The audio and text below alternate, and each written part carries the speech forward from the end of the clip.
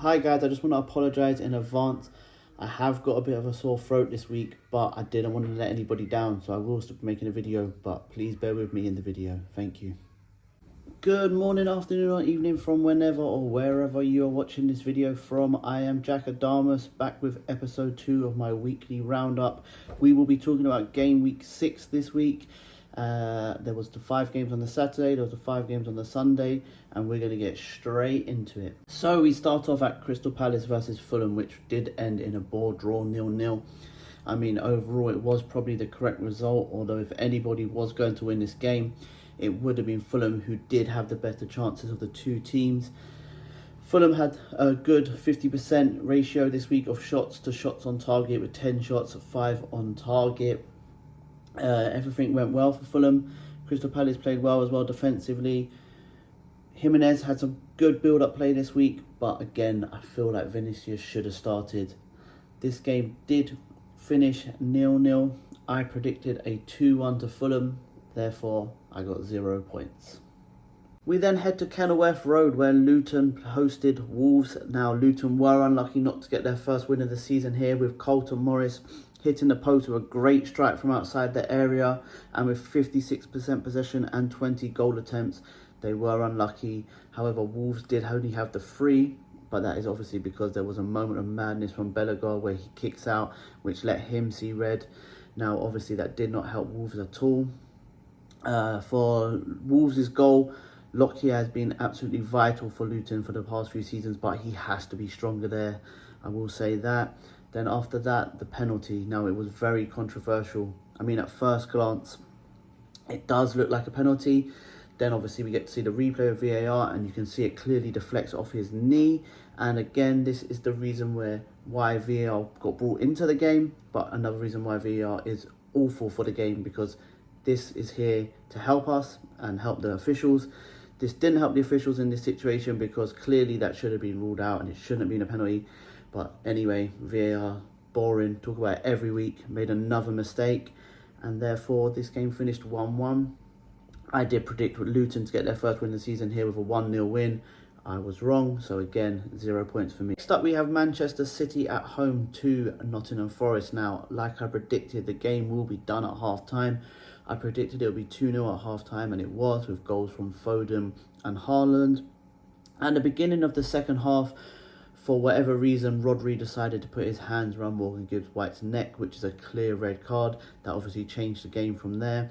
Man City then took their foot off the gas and had to defend their lead, because playing with 10 men against anybody in the Premier League is a hard task. It doesn't matter who you are and who you're playing. Nottingham Forest did end this game with more shots on target, although nothing really threatening came towards Ederson's goal, apart from the odd chance here and there. I believe if it stayed 11 vs 11, my prediction would have come in, but obviously that's me just talking now. We can't talk that we can only talk about the facts. I predicted it to be 4-0, and it finished 2-0, so therefore I only got a point in this one. We then move on to Brentford hosting Everton. Now, a lot of people had Everton to lose away to Brentford, and with the crazy Sean Dyche statistic I said, and with Everton's poor run of form, I cannot blame them. However, for some reason, I just knew Everton would get the 3 points in this game. Now, I would be lying if I said that they would have done it as convincingly as they did do it. I thought they was going to nick it 2-1, like I said, with 2 counter-attacking goals. However, in the 6th minute, Doucouré scored to make it 1-0. After that, he then goes on to hit the bar, Doucouré, before Jensen equalises in the first half. Then the game goes into half-time at 1-1. Then in the 67th minute, you had James Tarkowski scoring a header from the corner. And then after that, 4 minutes later, Dominic Calvert-Lewin scored his first goal in 6 games. Then it made it 3-1 to Everton, and that's how it finished. I predicted it to be 2-1 to Everton. It finished 3-1 to Everton. Therefore, I only got a point in this one. We then had the 8 p.m. kickoff, which was Burnley at home to Manchester United. Now, in a game of very few chances from either team, both of Burnley's best chances landed to Amdouni. First, in the 7th minute, he made Onana pull off a good save before later on striking the right post, being put through on goal, which was Burnley's 2 chances, like I said. Then Johnny Evans did have a goal ruled out for VAR, and again, this is the inconsistency about VAR and why I have a problem with VAR, and I'll tell you why. Earlier on in the season, Nathan Ake's goal was counted against Fulham when Akanji's clearly in an offside position. Pretty much the same thing. Johnny Evans takes a header here. Højlund's in an offside position. This one did get ruled out for offside. Now, I can't understand why there's so many inconsistencies with VAR in the Premier League. I am so anti-VAR. I told you already, and I'll tell you again, I am going to do a special video soon with a guest who's coming on. They are pro-VAR. I am anti-VAR. That's going to be a good argument there. So stay tuned to that. Sorry, I'm just plugging myself there. But yeah, and then back to this video. Johnny Evans did then set up Bruno Fernandes, who scored a well-struck volley from a pass from Johnny Evans, clear, as I said.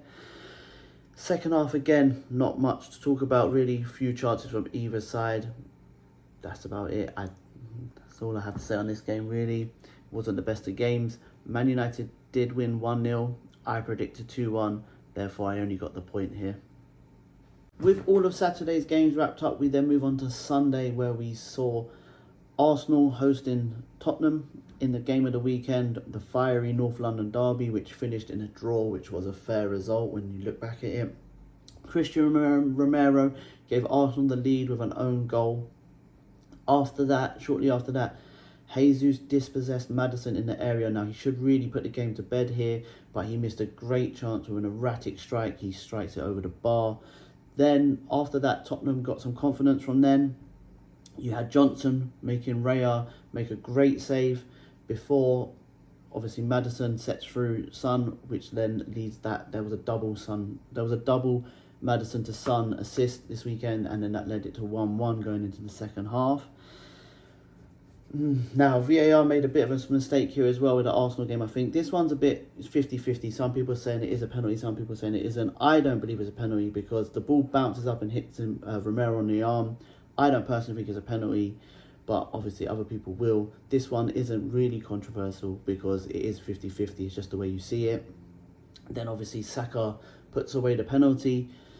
Before, about a minute later, Jorginho gets dispossessed. Now then Maddison runs through and sets up Son for the second time in the game, which leads it to a 2-2 draw, and that's how it finished. I did predict a 2-2 draw, so therefore I got the maximum 3 points in this one. Next up, we have the second of the 4 games that kicked off at 2 p.m. on Sunday. This saw Brighton hosting Bournemouth. Bournemouth did go 1-0 up in this game with a mistake from the Brighton goalkeeper, Verbruggen. He just took way too long to clear the ball. Ryan Christie closed him down, capitalised on this, made the interception. Luckily, it ricocheted and landed straight to Dominic Solanke. He then took a touch and then with a left foot strike, scooped it over the goalkeeper to make it 1-0 to Bournemouth. Brighton then equalised just before half-time with an own goal from Kirkis. A ball gets crossed in and he just unfortunately heads the ball into his own net. Then the big talking point of this game is the second half, the super sub that is Mitoma. He comes on after 17 seconds of coming on. He scores a goal to give Brighton a 2-1 lead. Later on, again, same person, Mitoma, super sub, 77th minute. He heads them to a 2-goal lead to give Brighton a 3-1 win here. I mean, overall, it was a pretty equal game, but Brighton were just more clinical. This one did finish 3-1, and again, maximum points for Jack Adamas in this one. 3 points out of 3 because I predicted a 3-1 to Brighton. Next up, we have the third game that kicked off at 2 p.m. on Sunday. That was Chelsea at home to Villa at Stamford Bridge. Now, what can I say about Chelsea? Again, they had a handful of chances. They just can't score. They did get a goal disallowed from VAR for offside, which was offside. And then Gusto rightfully got his yellow card upgraded to a red card after a rash tackle on Lucas Digne. And then it just went downhill from there for Chelsea. Ollie Watkins got his first goal in the Premier League this season, making it 1-0 to Aston Villa. I predicted 1-0 to Aston Villa. It finished 1-0 to Aston Villa. Jack Adamas strikes again, another 3 points, maximum 3 points for me here. Then the last game that kicked off at 2 p.m. on Sunday was Liverpool at home to West Ham. Now, West Ham started this game very well. They had 2 headers. The first from Souček, he heads it low. Alisson gets down well and saves the ball before Antonio missed a sitter with a free header and he just put it nowhere near the goal. From there, Agard then goes and takes down Salah. West Ham can have no arguments there. It was a clear penalty. Salah then strikes the ball himself straight down the middle from a penalty to make it 1-0.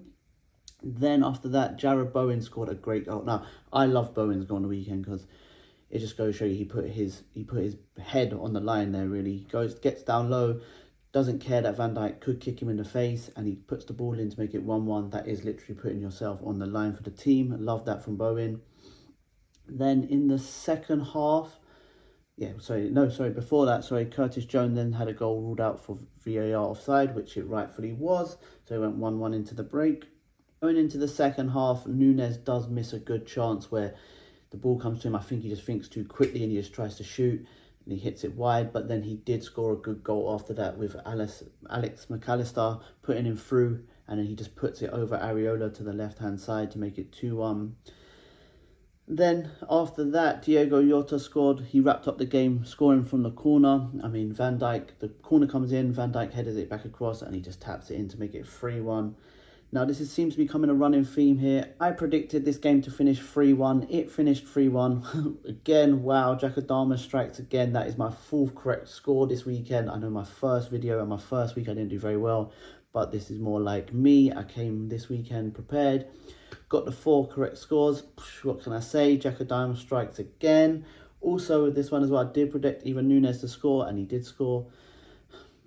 Just Jack Adamas. We then moved to the last game on Sunday, which was 4:30 Bramall Lane, Sheffield United versus Newcastle. Now, if any of you did predict this correct score, I take my hat off to you.